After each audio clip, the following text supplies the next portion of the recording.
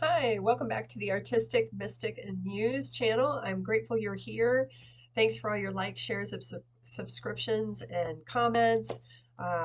We're in January, the first month of the new year, 2022. So this reading is for the collective for January 9th through 15th, 2022. I have to keep saying that so I don't slip back to the year before. So we have some oracle cards and a little bit of tarot. The messages are coming out really straightforward and clear. And based on last week's reading, there's definitely some keys or themes that are reoccurring or being, what do I say, um, emphasized for you to continue.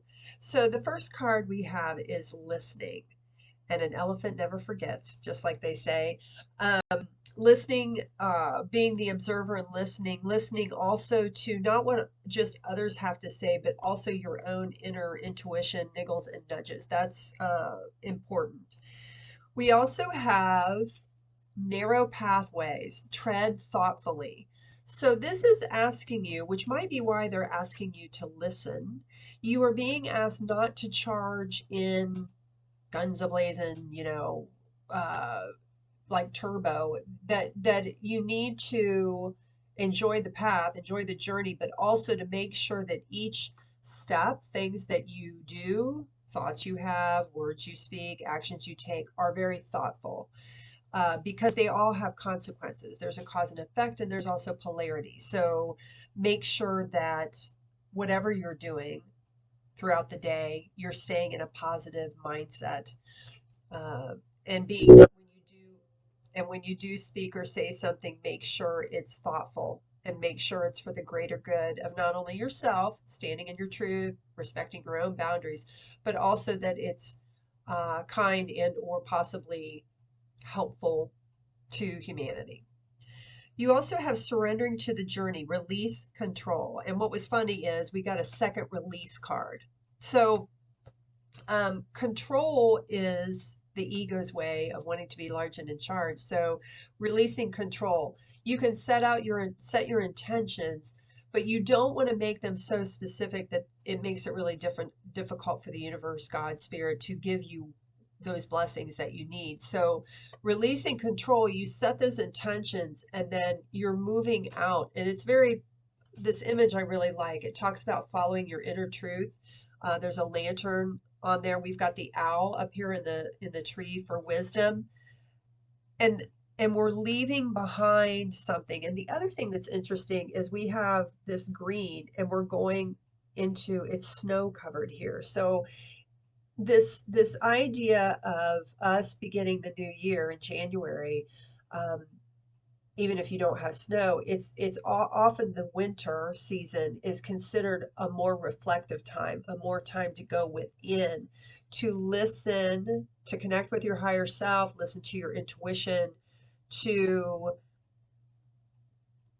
we have something called the Hermit card, and it talks about reflecting, analyzing in totem animal medicine. It's the bear when he hibernates. He's going inward to work on himself, to work on things that mean something. So in the spring and summer, you take action. And I talked about going within. Mary Motives talks about what is your motive for your intentions? What is the focus? What is the purpose? Is it heart centered? Is it for your higher self? Is it for your greater good? Is it for the good of humanity? Are you contributing to the problem or being part of the problem? But whatever your intentions are, notice this one or this area, it's lit up a little more than everything else. You may have lots of dreams, lots of things you want to do, but the intentionality is to really listen to yourself right now and focus in on which one or two those are. And then once you set the intentions, this goes back to the releasing of control. You let the universe create, determine how those things are going to unfold and be presented to you in divine timing, which is not always our timing and it's not usually linear timing. We have remember who you are. And Archangel Michael says you are powerful, loving, and a creative child of God. You are very loved. So this talks again about aligning yourself, aligning your intentions with what it is you really want to do to create or co-create. And the reason I mention co-create is we have the void. And this talks about being in partnership with the universe, working with the creator, God, to co-create and manifest a better world for humanity, and what that piece of it looks like for your journey and path. We also have patience, having patience with yourself and the process. They said take the next one, going after whatever it is you're passionate. But this angel has, one staff here, and that's where they're saying this, tread carefully. Like whatever you're going to focus on, you don't want to scatter your energy or stretch yourself too thin.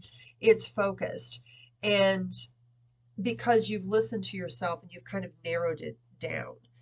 We also have the reflection in my own mirror vibrationally shining back at me. This came out at the beginning of the January reading, and it talks about what you're putting out, because it comes back to you with polarity, things that are opposite and things that are also of a similar vibration. So how you're viewing yourself, how you're looking at things, your state, your mindfulness, which is, are you in a positive state, a peaceful state, a joyous state, and are you maintaining that because that's at a higher vibration? That's what you want to bring to you, is being emphasized again. And then we have, I am everything that vibrationally manifests before me. So last week we talked about the magician, you creating whatever it is, you've got all the tools that you want to go after. And this card is talking about whatever your vibration is, whether you're feeling really good, happy, joyous, confident, or are you feeling sad, angry, frustrated, whatever, that's what you're going to manifest. So be mindful, tread, I keep going back to this, tread thoughtfully, tread carefully, really listen to what you're telling yourself. Also, what thoughts you have and what words you're using. Be very mindful. Mindful is what I keep getting. Let's see. Yes, I am flying high because my vibration is not limited. It's not limited. The only way it's limited is if you choose to make it limited. You want to be joyous? Be joyous. Doesn't matter what anybody else is feeling at the moment. If that's what you want, that's what you create. There's no limit. All right, the tarot for this week, I asked what the focus or challenge was, what Spirit's advice to help with it, and if you follow it, what's the outcome? We have the King of Wands. He showed up last week. This is again about you creating, going after something very specific you want that lights you up, and not kind of taking no for an answer. This guy, he stands in his confidence. He's got a lion, but it's confidence. He's protected by fire from being burnt. He's going after this rose on his staff. His wand is passionate and it's balanced. It's what works well for him.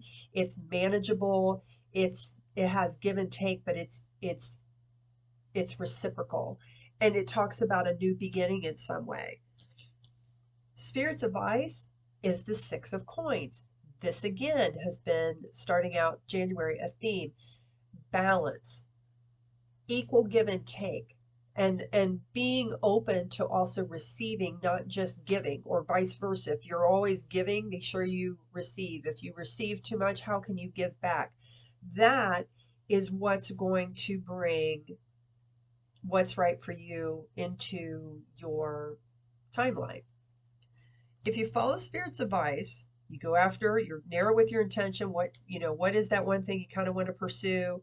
You go at it at a pace. This reminds me, I'm getting the King of Coins. He's the one that always takes one step at a time, and it requires patience. He's the last knight to finish the race, but he always gets there, and every step is measured and it's proper.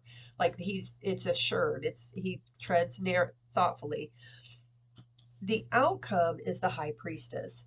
So this talks about you uh, being more empowered, being more connected with your higher self, your intuition in alignment. Um, she also has, you know, she's not fearful of the unknown. She's represented, or a lot of times has a moon, which talks about the unknown, the veil, seeing through the veil or connecting with the veil, and the cup, which also talks about intuition. You're going to increase your intuition. Bottom of the deck is the Nine of Wands. We just saw this last week. It talks about you being patient, being steady. You've got what it takes to do this and to not give up. So I think that's about all I have. Let me grab a Milagros deck for you. This reading was really quite short. It was really straightforward.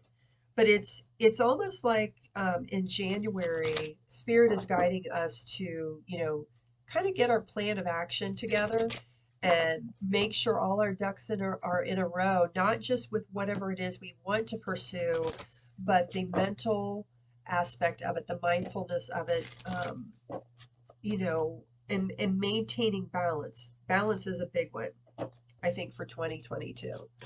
So let's see what the Milagros deck has for us to finish out this reading. Okay. This is one of my Oracle decks. Doesn't take anything special to use, but you can, if you're interested in purchasing one, see the description below. So we have the Sun, new beginnings. There's that Sun again that was in this card. What are you starting that's new? And it doesn't have to be an experience. It doesn't have to be materialistic. It can be just a mindset. Maybe you want to work on yourself. And what is that intention going to look like? We also have arms. We have strength, which is again reaffirmed with the Nine of Wands card. You have the strength to do this, to see it through. And horseshoe, we have luck. So Spirit is going to assist you, help you, and with this, whatever it is you want to pursue. So it's a very good message. Take what resonates, leave the rest behind, and we'll see you next time. Take care.